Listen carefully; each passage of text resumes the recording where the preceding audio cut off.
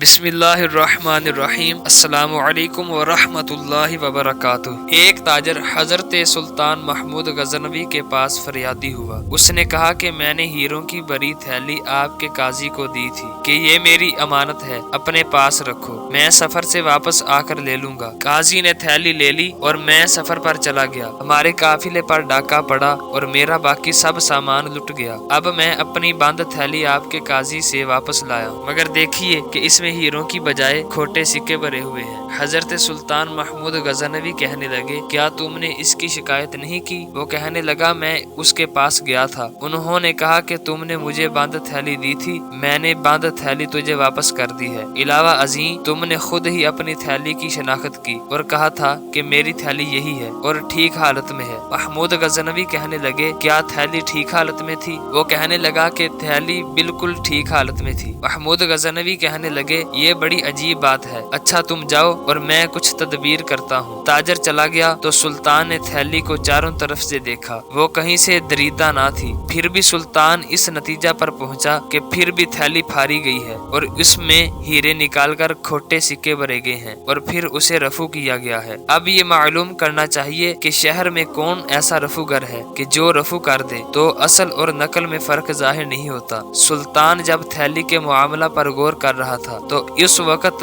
वो एक मसनदे जर निगार पर बैठा था। वहाँ बैठे बैठे उसने छुरी निकाली और अपनी मसनद को चीर दिया। फिर उसी वक्त 3 दिन के लिए शिकार को चला गया। थोड़ी देर के बाद फिराश सुल्तान के कमरे में दाखिल हुआ। देखा कि मसनद खास फटी हुई है, इसलिए दारोगा को इतला दी। महल्ले के तमाम मुलाजिम जमा हो गए। उस वक्त फिराश फरते खौफ से कांप रहा था। आखिर एक बूढ़े ने कहा, ए दोस्त, तुम इस कदर मत डरो, तुम अभी अहमद रफूगर के पास जाओ, वो तुम्हें इस मसनद का इस तरह रफू कर देगा कि अगर सुल्तान 100 मरतबा भी उसे देखेगा तो वो शनाख्त ना कर सकेगा। फिराश ने मसनद उठाई और रफूगर के यहाँ पहुँच गया। अहमद ने कहा, इसकी उजरत 2 अशरफियाँ होगी। फिराश ने कहा, 4 अशरफियाँ हाजिर हैं, मगर 3 दिन से पहले इसे मुकम्मल कर दो ताकि सुल्तान की आमद से पहले ये तख्ते शाही पर बिछ जाए। और ये समझ लो कि मेरी जिंदगी और मौत का सवाल है। अगर सुल्तान ने इसका ऐब पहचान लिया तो फिर मेरी सजा मौत होगी। अहमद ने कहा, तौबा करो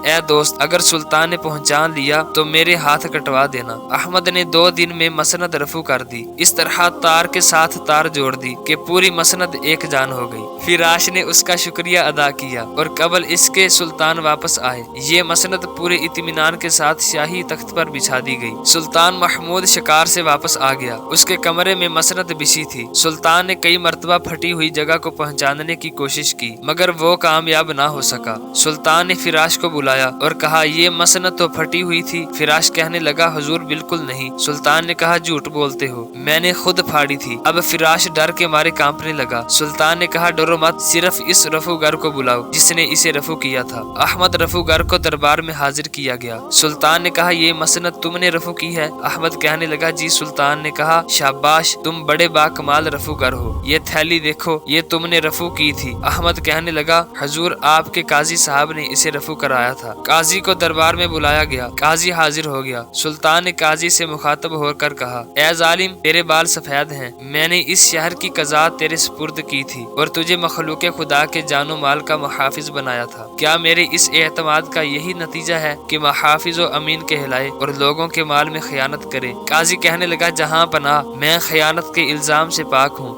मैंने सुल्तान के एतमाद को कभी मजरूह नहीं किया। मेरे मुखालिफिन ने मेरे खिलाफ गलत बयानी की है। सुल्तान कहने लगा, तुमने इस थैली में हीरों की बजाय खोटे सिक्के भर दिए और फिर अमानतदार को दुत्कार दिया। काजी कहने लगा, जहाँ पनाह, मैं इस थैली को अभी देख रहा हूँ। सुल्तान के हुक्म से रफूगर और ताजर को दरबार में हाजिर किया गया। अब काजी अर्के नदामत में गर्क था। वो सर से पांव तक कांप रहा था। उसने कई दफा माफी मांगने की कोशिश की, मगर अल्फाज उसकी जुबान से नहीं निकलते थे। सुल्तान ने हुक्म दिया कि इस बददयानत को पकड़ लो। इस आवाज के साथ ही काजी जमीन पर गिर पड़ा और बेहोश हो गया। उसी वक्त थैली हीरों की लाई गई और ताजर के हवाले कर दी गई। जब काजी दरबार से निकला, उसका चेहरा स्याह था और उसका जिस्म पसीने में गर्क था। उसके अज़ा कांप रहे थे। तमाम मखलूक उसे देख रही थी और उस पर लानत बरसा रही थी। काजी बड़ी मुश्किल से अपने घर में दाखिल हुआ और बिस्तर पर लेट गया। रात के वक्त उसके घर वालों ने बहुत कोशिश की कि वो कुछ खा पी सके, मगर गजा का एक जर्रा और पानी का एक कतरा भी उसके हलक से नीचे ना उतर सका। सुबह के वक्त जब लोग बेदार हो गए तो काजी अपने बिस्तर पर मरा पड़ा था।